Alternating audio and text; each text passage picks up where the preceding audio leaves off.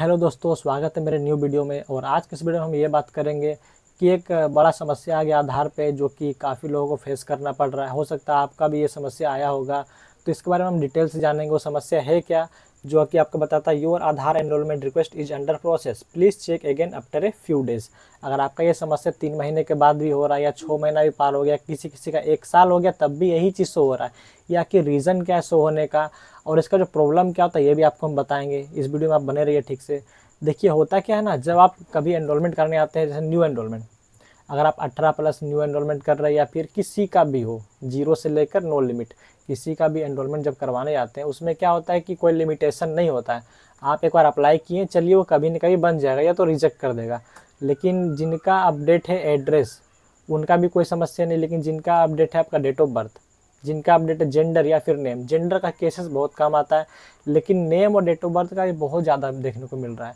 अगर आप date of birth में करेक्शन करने जाते हैं, जैसे कि आपका 3 महीना पार हो गया फिर भी दिख रहा है एनरोलमेंट अंदर प्रोसेस में, 3 महीने के बाद भी, किसी का 6 महीने के बाद भी, उस केस में क्या आप सेकेंड टाइम अप्लाई कर ही नहीं सकते, क्योंकि आपका लिमिट लग गया, उस पर आपने यूज़ किया लिमिट, वो लिमिट लग गया है। तो क्या होगा, आपका वो एक्सेप्शनल में चल जाएगा केस। मतलब होता है क्या ना, वो होल्ड हो जाता है, सीधी भाषा में बताओ तो। मतलब कि अगर आप देख रहे होंगे, जो ऑपरेटर है आधार के, उनका जो डैशबोर्ड रहता है ना, डैशबोर्ड में शो करता होगा this enrolment is under process, और नीचे में होल्ड लिखा रहता है छोटा सा। जो ऑपरेटर है उनको अच्छा से पता है, वो होल्ड मतलब कि समझिए फंस गया है। किसी किसी का लक अच्छा हो तो 3 महीने के अंदर हो जाता है, या फिर 4 महीने लग जाते हैं। लेकिन यूआईडी का गाइडलाइंस आप भी जानते हो कि 3 महीने में या तो बन जाएगा या तो रिजेक्ट हो जाएगा। लेकिन ऐसा होता ही नहीं है, ये कहने को सिर्फ है। आप कस्टमर केयर में कॉल करेंगे, कोई आपका जवाब नहीं मिलेगा। लेकिन जवाब कैसे मिलेगा, आपको इस वीडियो में इसका लास्ट में सॉल्यूशन जरूर बताऊंगा। और जो लोग ये नेम में अपडेट करवाए हैं, उसका 2 लिमिट रहता है नेम में, डेट ऑफ बर्थ में तो 1 लिमिट होता है, क्योंकि वो एक बार अप्लाई कर दिया, सेकंड टाइम हो ही नहीं सकता, या तो रिजेक्ट होगा या तो फिर जनरेट हो जाएगा। लेकिन वो सेकंड टाइम अप्लाई नहीं कर सकता। लेकिन नेम में क्या 2 लिमिट रहता है, अगर आप सेकंड टाइम किए तो वो भी पॉसिबल नहीं है, वो भी आपका फंस जाएगा। मतलब नेम का लिमिट भी क्रॉस हो जाएगा, टाइम भी बर्बाद होगा आपका। अगर इंपॉर्टेंट काम है वो तो फंस ही जाएगा, वो नेम में समस्या। लेकिन एड्रेस, बायोमेट्रिक, ये सब में ये एरर आता है। लेकिन उस सब के लिए तो कोई दिक्कत नहीं है, वो पैसे लगेंगे ना, 100 रुपीज़ बायोमेट्रिक में, डेमोग्राफी में 50 रुपीज़, लेकिन वो तो कर सकते हैं ना। लेकिन उनका पॉसिबल है हो पाना, 4-5 बार ट्राई करते हैं, उनका कभी कभी हो जाता है। लेकिन उनका भी केस देखा मैंने, एक जन का 4 बार मोबाइल नंबर लिंक किया फिर भी दिखा रहा है अंडर प्रोसेस। उस केस में क्या हुआ, लगभग 7 से 8 महीने में उसका सॉल्व हुआ, जनरेट हुआ आधार। लेकिन वो होता है क्या ना, बायोमेट्रिक इश्यू की वजह से वो फंस जाता है। अब बात करते हैं परफेक्ट एरर, जो आप देख रहे होंगे ये एनरोलमेंट प्रोसेस वाला। अब जानते हैं ये प्रॉब्लम होता क्यों और किसके साथ ये प्रॉब्लम होता है। जैसे कि किसी का एज हो गया 32 साल 35 साल, वो क्या करता है, आपके पास आता है बर्थ सर्टिफिकेट बनवा कर, ओरिजिनल ही सही, या फिर कोई सर्टिफिकेट लेकर आता है, स्कूल सर्टिफिकेट। आप क्या करते हैं, उसका डेट ऑफ बर्थ चेंज करते, वो तो बोलता है हमारे पास तो प्रमाण है ही, आप तो चेंज कर देते हैं। चेंज करते तो होता है क्या, किसी किसी का कभी कभी बन जाता है, लेकिन मैक्सिमम देखते बनता सिर्फ 20% है, 80% आपका होल्ड हो जाता है। आपका यही इशू आएगा, this enrolment is under process. क्योंकि यूआईडी को पता चल जाता है शक्ल से ना, वह एज कितना भी कम करे, लेकिन शक्ल से तो पता चलता है नहीं कितने ईयर का। वो क्या करते हैं, वो लोग होल्ड कर देते हैं। होल्ड करने के बाद जो पैकेट आता है, आप जो पैकेट उसके पास भेज रहे, वो क्यूसी में ऐप्स को अप्रूव ही नहीं करते, उसको क्या करते हैं, रिजेक्ट भी नहीं करते, छोड़ देते हैं। वो पैकेट ना घूमता रहता है, घूमता रहता है। मतलब उसके पास जो पैकेट आया उस पर ध्यान नहीं देकर उसको इग्नोर करते हैं। उसको पता चल गया ना कि ये डुप्लीकेट लगाया गया है, तो यह एज कम कर रहा है या जानबूझ के कर रहा है, या आपका गलती है या कस्टमर का गलती है।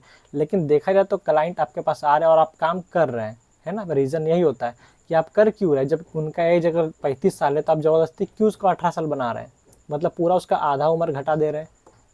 ये रीज़न होता है आपका ये पैकेट होल्ड होने का।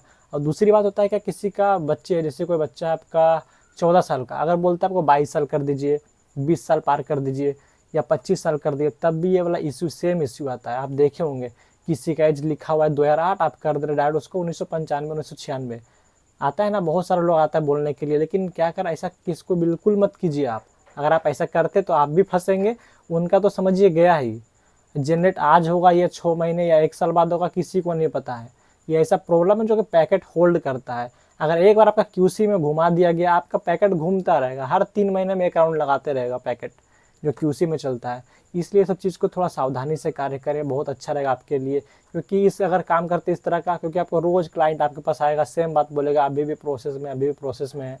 अब कुछ के साथ है आपका एक्सेप्शनल हैंडलिंग के ऊपर, जैसे कि किसी का फिंगर मिसिंग है, या फिर किसी का आँख मिसिंग है, या अधिकतर आपका ही बायोमेट्रिक में जो इश्यू आएगा फिंगर और आइरिस का इश्यू आता है ना, फ़ोटो का तो कोई दिक्कत नहीं है, वो तो लेना ही पड़ेगा, वो तो मैंडेटरी है।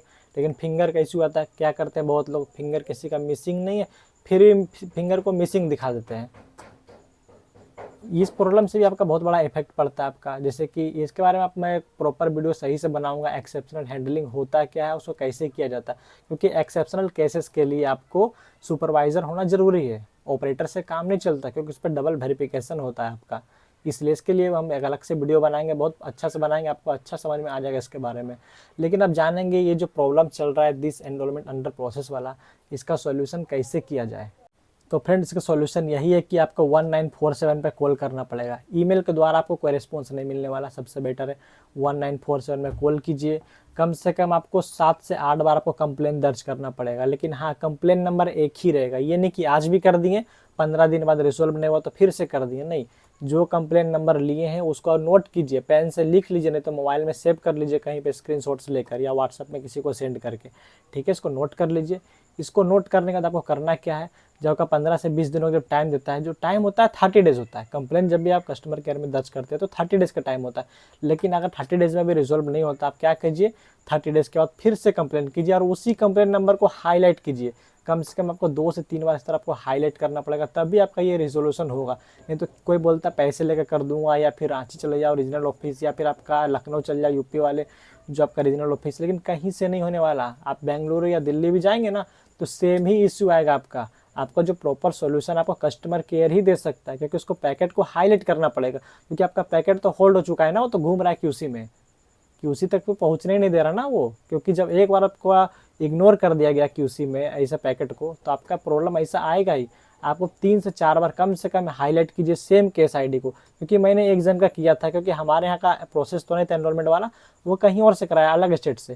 तो मैंने क्या किया, उसका कंप्लेंट दर्ज किया 2 से 3 बार, देखा उसका आधार जनरेट हो गया। आप भी बिल्कुल ऐसा इस प्रोसेस को फॉलो कीजिए, बिल्कुल आपका 110% आपका काम हो जाएगा। लेकिन सावधानी रखिए, इस तरह का गलती कभी ना करें। अगर किसी का जो हो नहीं उसको ज़बरदस्ती नहीं करना है। शक्ल से दिख रहा 35 साल का, तो उसको आप मत कीजिए, घुमा दीजिए किसी और के पास। हाँ, अगर आपको करना ही है तो सर्टिफिकेट लीजिए, बर्थ सर्टिफिकेट मत लीजिए। उसका ओरिजिनल जो 10th का सर्टिफिकेट हो गया, बोर्ड वाला मार्कशीट या स्कूल सर्टिफिकेट, उसको आप एक्सेप्ट करें। बाकी कोई डॉक्यूमेंट्स को आप एक्सेप्ट ना करें। तो फ्रेंड्स, आपको अगर हमसे कोई जानकारी चाहिए, कुछ बात करनी हो, कुछ इन्फॉर्मेशन चाहिए आधार से रिलेटेड, तो आप हमारे डिस्क्रिप्शन में दिए गए लिंक पे चले जाएं, वहाँ पे हमारा कॉन्टैक्ट नंबर मिल जाएगा। लिंक पे क्लिक करेंगे तो आप हमसे डायरेक्टली व्हाट्सअप पे चैट कर सकते हैं। अगर इमरजेंसी हो तो कॉल भी कर सकते हैं। ज़्यादा से ज़्यादा मैसेज करें, और या इंस्टाग्राम का भी लिंक है, वहाँ पर भी आप हमसे कॉन्टैक्ट कर सकते हैं। आपका मैं तैयार करूँगा पूरा से पूरा सॉल्यूशन देने का, आपका जो प्रॉब्लम है उसको रिजॉल्व किया जाए। अगर आपका आधार नहीं बन पा रहा उसका भी सॉल्यूशन दूंगा। जो भी आधार से रिलेटेड वर्क है आपका 110% आपको सॉल्यूशन दूंगा ही दूंगा, ठीक है। तो दोस्तों, अगर आपको हमारा ये वीडियो अच्छा लगा तो मेरे चैनल को सब्सक्राइब कीजिए, वीडियो को लाइक कीजिए, और इस वीडियो को अपने फ्रेंड के साथ शेयर कीजिए, ताकि सबको ये जानकारी अच्छे से मिल सके।